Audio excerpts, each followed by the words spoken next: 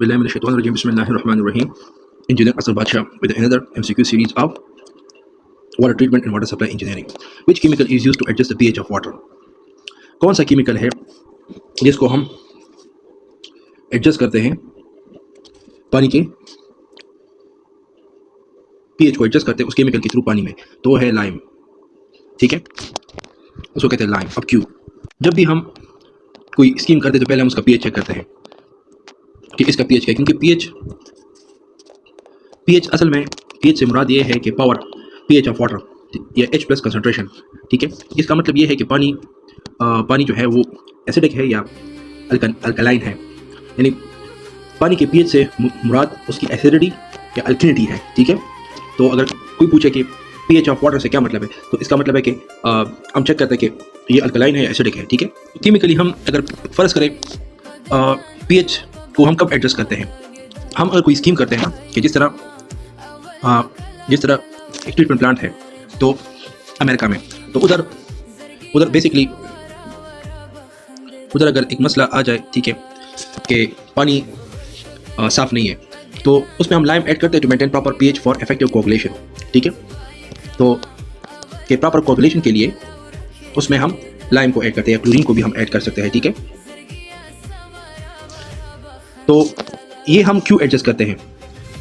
असल में पानी की पीएच हम क्यों चेक करते हैं? ताकि हमें पता चल जाए कि एसिडिटी अल्कलिनिटी कंट्रोल में है कि नहीं, पानी एसिडिक है या अल्कलाइन है, एसिडिक है या बेसिक है। ठीक है, तो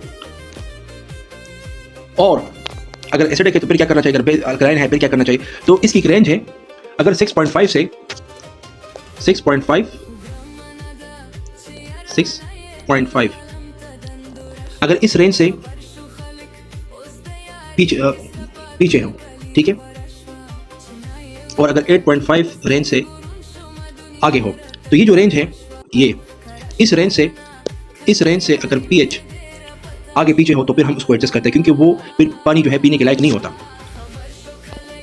ठीक है, पानी पीने के लायक नहीं होता, मतलब उसमें कोरोजन भी आ सकती है, उसमें स्केलिंग भी आ सकती है, उसमें डिसइंफेक्शन भी आ सकती है। ठीक है, उसमें बैक्टीरिया होते हैं। ठीक है, तो इसलिए हम पीएच के पानी को एडजस्ट करते हैं थ्रू लाइम।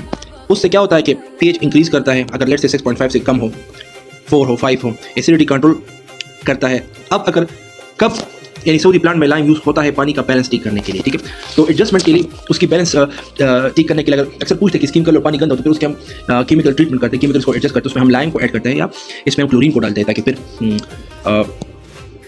फिर ये साफ़ हो, ठीक है, एडजस्ट हो जाए।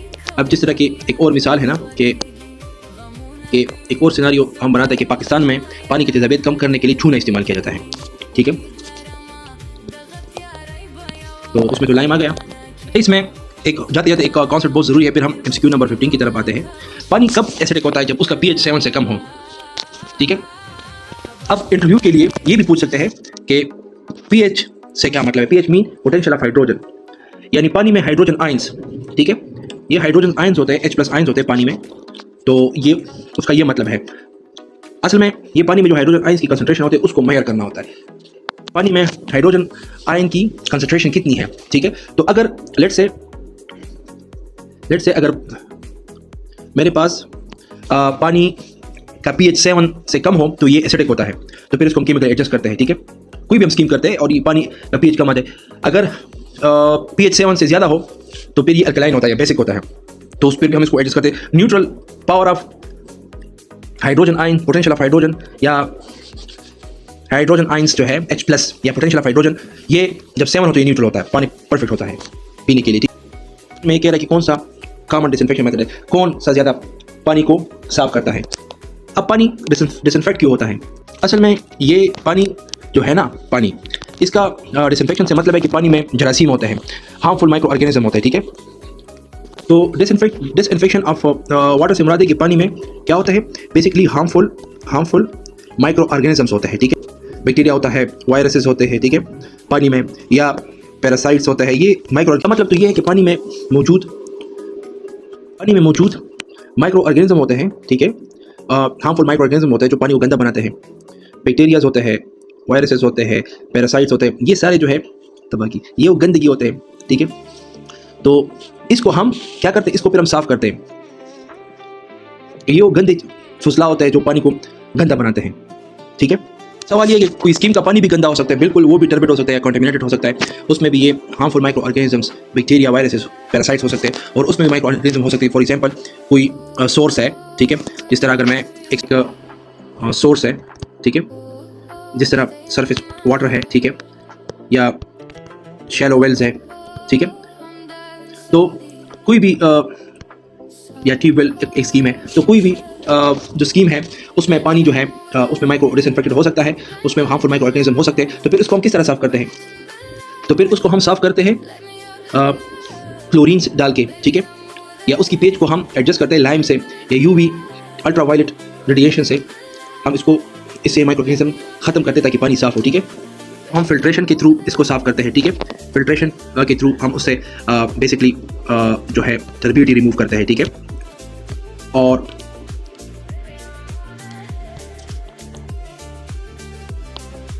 ये किसके थ्रू होता है? ये स्लो सैंड फिल्टर और रैपिड सैंड फिल्टर, इसके थ्रू हम इसको पानी को साफ करते हैं।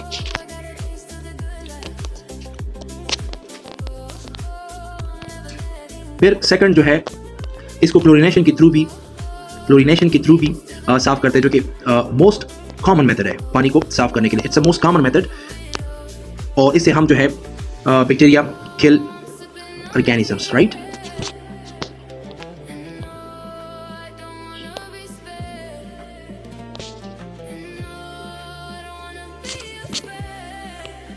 फिर if we have small schemes, अगर हमारे साथ स्कीम्स तो फिर छोटे हो तो फिर यूवी इन्फेक्शन मेथड भी यूज़ कर सकते हैं।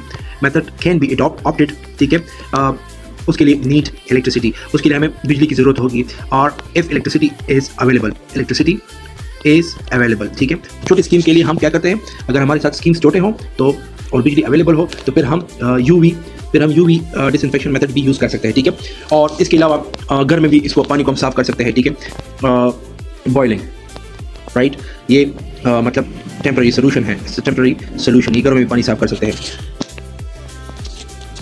बेसिकली लाइम जो है, lime which is also called calcium hydro oxide, तो इसका मेन काम है to adjust pH of water, पानी के पीएच को एडजस्ट करना, ठीक है। इंक्रीज अल्किनिटी, जब अल्किनिटी को बढ़ाना, जब पीएच लेट से लेस हो, हमारे पास पीएच हम कम हो,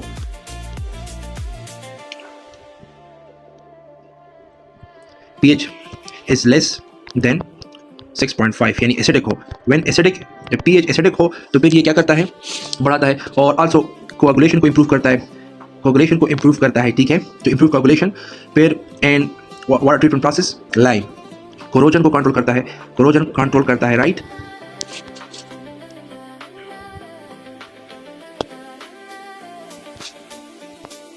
जबकि क्लोरीन की बात कर ले तो क्लोरीन क्या करता है? ये kill microorganism, right, microorganisms, ये माइक्रो ऑर्गेनिज्म को किल करता है। और residual protection, give residual protection for distribution system, यानी जब पानी को हम क्या करते हैं? जब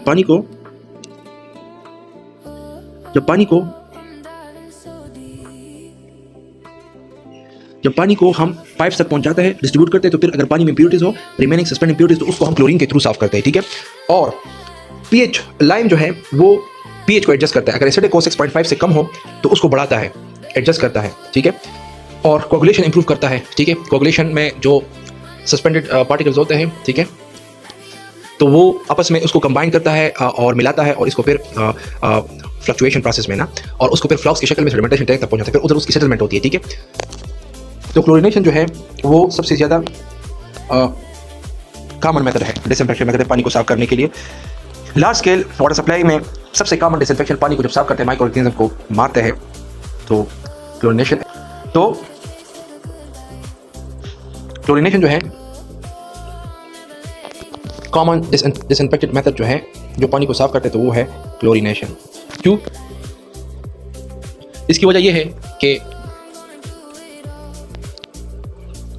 सबसे कॉमन मेथड है डिसइंफेक्शन पानी को साफ करने के क्लोरीनेशन, और लाइम तो पीएच ऑफ वाटर को एडजस्ट करता है, ये फर्क है, कैल्शियम हाइड्रोक्साइड, ठीक है। तो लार्ज स्केल वाटर सप्लाई में सबसे कॉमन डिसइंफेक्शन है, और ये बेसिकली सस्ता होता है, ठीक है। क्लोरीनेशन ये बेसिकली सस्ता होता है, दिस इज चीप, इफेक्टिव भी होता है, पानी को साफ भी करते हैं, इसीलिए इसको हम अप्लाई कर सकते हैं, ठीक है।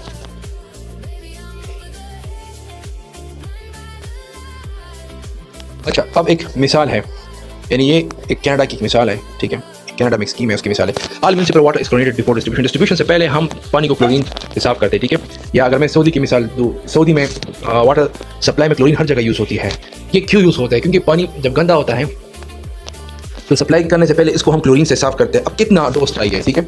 या अगर पाकिस्तान की सिनारियो की बात मैं कर लूँ तो पाकिस्तान में पानी को महफूज बनाने के लिए क्लोरीन का इस्तेमाल होता है, ठीक है। तो option B is correct, right.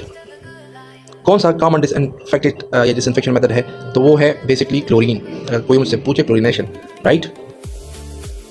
अब कितना देना चाहिए क्लोरीन और कितना रेजिडुअल क्लोरीन बाकी हो? अब सवाल ये, कौन सी स्कीम में हम क्लोरीनेशन को प्रोवाइड कर सकते हैं? हर एक ट्यूबवेल्स में भी कर सकते हैं, हर एक स्कीम को ट्यूबवेल्स, डैम्स,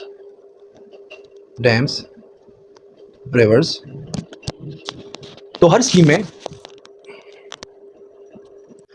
में हम ट्यूबवेल, हर स्कीम में हम क्लोरीनेशन प्रोवाइड कर सकते हैं, ठीक है। और डोज इस हिसाब से दी जाती है कि कंज्यूमर पॉइंट पर 0.2 से 0.5 मिलीग्राम रेजिडुअल क्लोरीन रहे। तो basically the dose of chlorination shall be provided in such a way that the consumer point can get 0.2 to 0.5 milligram per liter at consumer point। मतलब जो नल का है या स्कूल का नल का है, या फॉर एग्जांपल पब्लिक प्लेस है, घर का नल का है, स्कूल का नल का है, या पब्लिक स्टैंड पोस्ट है, कोई भी जगह है, तो वहाँ पे 0.2 से लेकर 0.5 मिलीग्राम रेजिडुअल क्लोरीन इसी कंज्यूमर पॉइंट टैप या नल के ऊपर होनी चाहिए, ताकि सप्लाई के एंड तक पानी डिसइंफेक्टेड रहे, मतलब साफ रहे, शफाफ रहे, ठीक है। तो हमारे घरों में जो पानी आता है उसमें क्लोरीनेशन, उसमें रेजिडुअल क्लोरीन 0.25 मिलीग्राम तक होती है, ठीक है। रेजिडुअल क्लोरीन वो क्लोरीन होती है, रेजिडुअल क्लोरीन ये वो क्लोरीन होती है which is available after treatment, यानी पानी वो क्लोरीन होती है जो पानी ट्रीट होने के बाद बाकी बचती है और पाइपलाइन में जाकर भी जर्म्स को मारती रहती है, राइट।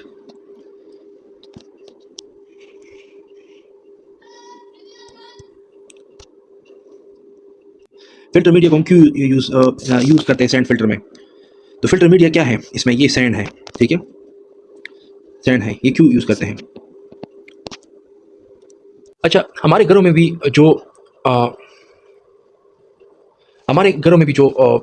पानी आता है तबात है, जिस तरह हमारा स्कीम है, तो उसमें भी जो है रेजिडुअल क्लोरीन जो है वो 0.2 से लेकर 0.5 मिलीग्राम पर लीटर होती है, ठीक है, पर लीटर पानी में, ठीक है। और पानी आता है ट्यूबवेल से आता है, यानी अंडरग्राउंड वाटर या ग्राउंड वाटर, या कुछ एरियाज़ में सरफेस वाटर स्कीम्स भी हो सकते हैं, ठीक है, या जिस तरह रिजर्वायर्स वगैरह होता है, ठीक है, अंडरग्राउंड वाटर टैंक। ट्रीटमेंट उसकी होती है फिल्ट्रेशन प्लस क्लोरीनेशन, ठीक है, के बाद वो पानी हमारे नलकों में आता है, ठीक है। और या स्टोरेज रिजर्वायर्स से भी आते हैं, या ओवरहेड टैंक से भी आते हैं, ठीक है, फिर हमारे डिस्ट्रीब्यूशन पाइप्स तक आते हैं, ठीक है, घरों तक, ठीक है। तो मतलब ट्यूबवेल से भी आ सकते हैं, रिजर्वायर से भी आ सकते हैं, ओवरहेड टैंक से भी आते हैं, ठीक है। उसकी फिल्ट्रेशन होती है और फिल्ट्रेशन प्लस क्लोरीनेशन के बाद आते हैं, ठीक है। और उसमें रेजिडुअल क्लोरीन 0.2 से 0.5 मिलीग्राम पर लीटर होनी चाहिए, ठीक है। तो फिल्टर मीडिया में सैंड फिल्टर में फिल्टर मीडिया क्यों यूज़ करते हैं, ठीक है। इसमें सैंड जो है ये फिल्टर मीडिया यूज़ होता है, ठीक है। ये MCQ टेस्ट करता है कि तुम्हें फिल्टर स्ट्रक्चर का बेसिक पता है कि नहीं। चलिए, इस MCQ में जो सैंड फिल्टर्स होते हैं उसकी स्ट्रक्चर के बारे में बात की गई है, ठीक है। उसकी स्ट्रक्चर यानी मेन फिल्ट्रेशन लेयर इसमें क्या होती है? सैंड होती है, ठीक है।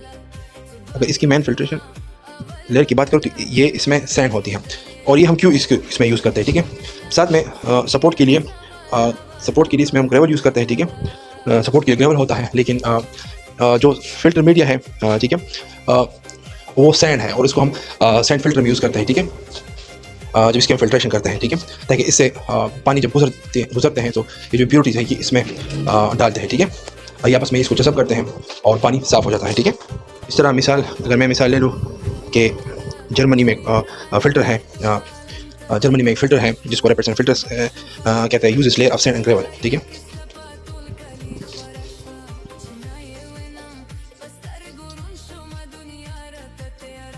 तो जर्मनी में एक फ़िल्टर है जिसको रेपेडसन फ़िल्टर कहते हैं।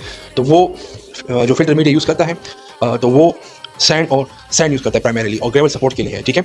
या फ़िल्टर के अंदर सैंड होती है जो पानी को साफ़ करती है, ठीक है। तो बेसिकली ये फ़िल्टर में हम इन सैंड्स को क्यों यूज़ करते हैं, सैंड या ग्रेवल को क्यों यूज़ करते हैं, इसकी वजह क्या है? तो बेसिकली इसके ज़रिए से ही तो पानी साफ़ किया जाता है, ठीक है। पाकिस्तान में फ़िल्टर में रेत इस्तेमाल की जाती है, फ़िल्टर में यानी फ़िल्ट्रेशन प्लांट में, ताकि पानी साफ़ हो, ठीक है। अब सवाल ये है कि जब रेत या ग्रेवल फ़िल्ट्रेशन प्लांट में इस्तेमाल करते हैं पानी की साफ़ करने के लिए, तो फिर क्लोरीनेशन का क्या फ़ायदा है? That's a million dollar question. तो इसका सवाल ये है कि फ़िल्ट्रेशन वो पार्टिकल्स को हटाता है। फ़िल्ट्रेशन में जब हम फ़िल्टर मीडिया यूज़ करते हैं सैंड और ग्रेवल्स, तो वो क्या करता है, वो जो पार्टिकल होते हैं, सस्पेंडेड पार्टिकल होते हैं जो सोर्स से आते हैं, रिवर से या कैनाल से आते हैं, तो वो उसको हटाता है, रिमूव करता है, ठीक है। और जब क्लोरीनेशन माइक्रो ऑर्गेनिज्म को मारता है, बैक्टीरिया को मारता है, वायरसेस, पैरासाइट्स को मारता है, ठीक है।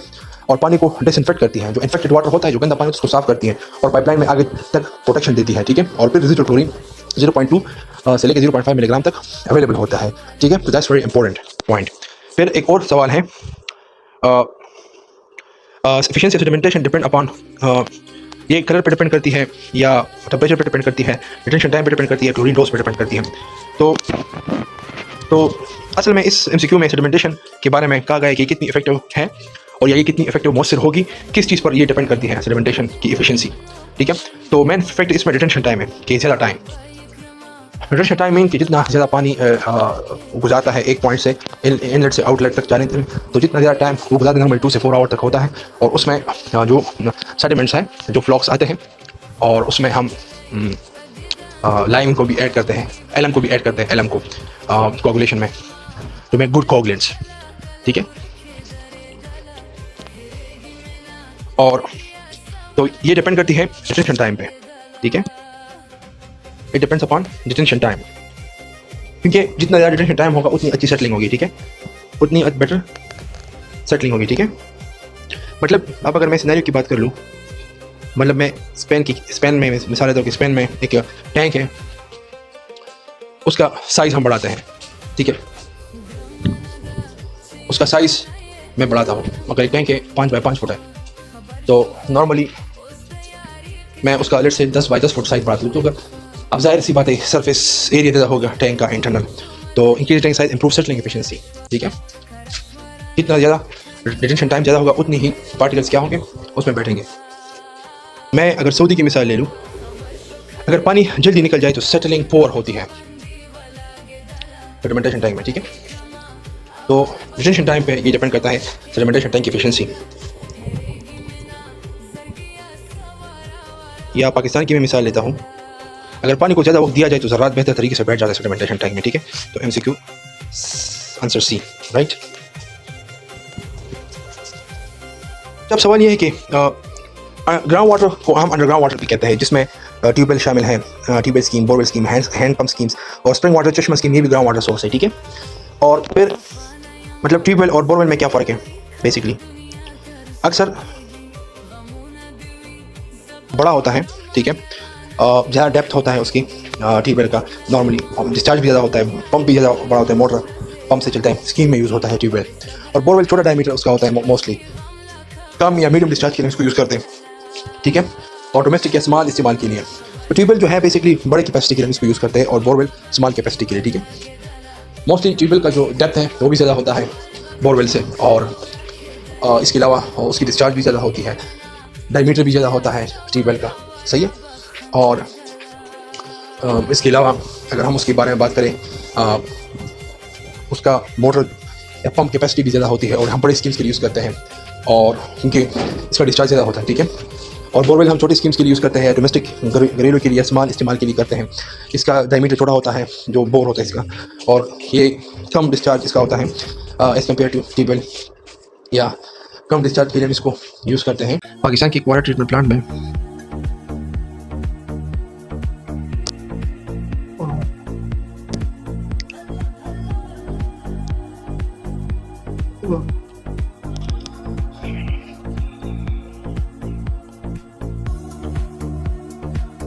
पाकिस्तान में एक्वा ट्रीटमेंट प्लांट में दरिया के पानी में बारीक ज़रात मौजूद थे जो सेडिमेंटेशन टैंक में नहीं बैठ रहे थे। जब फ्लक्चुएशन का मरहला शामिल किया गया तो ये ज़रात बड़े कुछ जो कि शक्ल इख्तियार कर गए और आसानी से नीचे बैठ गए, जिससे पानी की सफाई बेहतर हो गई। ठीक है, सवाल ये है कि सेडिमेंटेशन टैंक, फ्लक्चुएशन टैंक और कोगुलेशन टैंक क्या ये एक होते हैं, अलग होते हैं? तो कोगुलेशन और फ्लक्चुएशन एक ही यूनिट में होता है, जिसको कहते हैं फ्लक्चुएटर।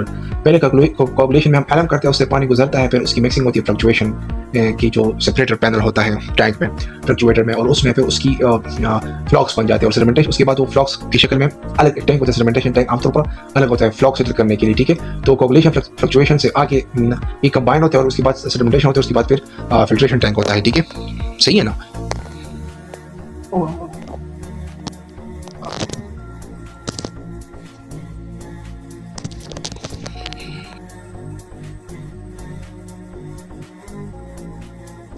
तो सेडिमेंटेशन टैंक के बाद फिर फिल्ट्रेशन टैंक होता है। ठीक है, स्टैंडर्ड प्रोसेस में सेडिमेंटेशन के बाद फिल्ट्रेशन टैंक होता है, जहाँ बची हुई फाइन इम्प्योरिटीज रिमूव होती हैं।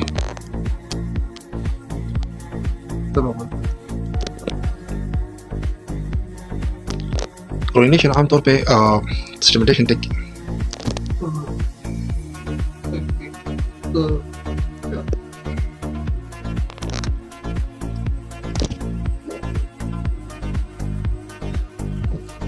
क्लोरीनेशन आमतौर पे सेडिमेंटेशन टैंक के बाद होता है। ठीक है, मतलब फिल्ट्रेशन टैंक में तो फिल्टर मीडिया होता है ना, उस पर पानी साफ होता है, उसके बाद फिर फिल्ट्रेशन टैंक में फिर क्लोरीनेशन नहीं होती। क्लोरीनेशन आमतौर पर फिल्ट्रेशन के बाद होती है क्लियर वाटर टैंक या पाइपलाइन में। ठीक है, जो पानी की टैंक क्या होते हैं या पाइपलाइन में। ठीक है, फिल्ट्रेशन टैंक के बाद फिर जो पानी जाता है तो फिर वो टैंक्स में जाता है ना, रिजर्वायर में जाता है, फिर सप्लाई होता है घरों को। तो उसमें जो है बेसिकली जो वाटर टैंक होते हैं, पाइपलाइन होते हैं, उसमें डोज की जाती है, उसमें दी जाती है। ठीक है,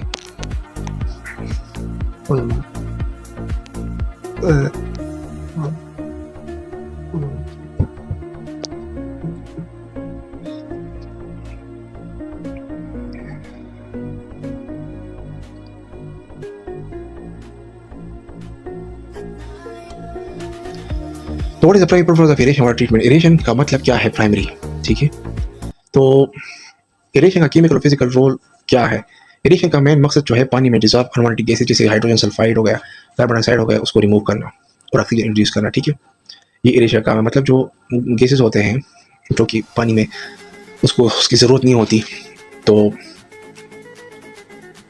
वो अनवांटेड गैसेज जो है जिसकी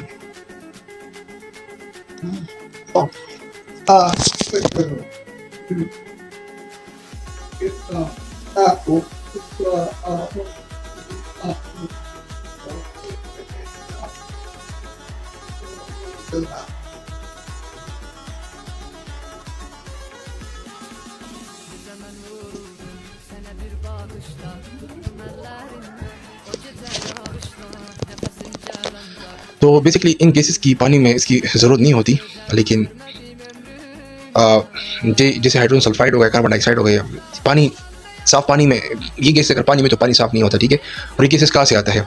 तो इस पानी में डिजॉल्व अनवांटेड गैसेस जिस तरह हाइड्रोजन सल्फाइड है, कार्बन डाइऑक्साइड है, ये इन गैसेस को रिमूव करता है एरेशन। ठीक है, और इन अनवांटेड गैसेस होते हैं, पानी को इन गैसेस की ज़रूरत नहीं होती और ऑक्सीजन इंट्रोड्यूस करता है। ठीक है, इस प्रोसेस में पानी का टेस्ट और स्मेल इंप्रूव होता है। ठीक है, क्योंकि जब पानी में हाइड्रोजन सल्फाइड और कार्बन डाइऑक्साइड हो तो पानी बदबूदार होती है।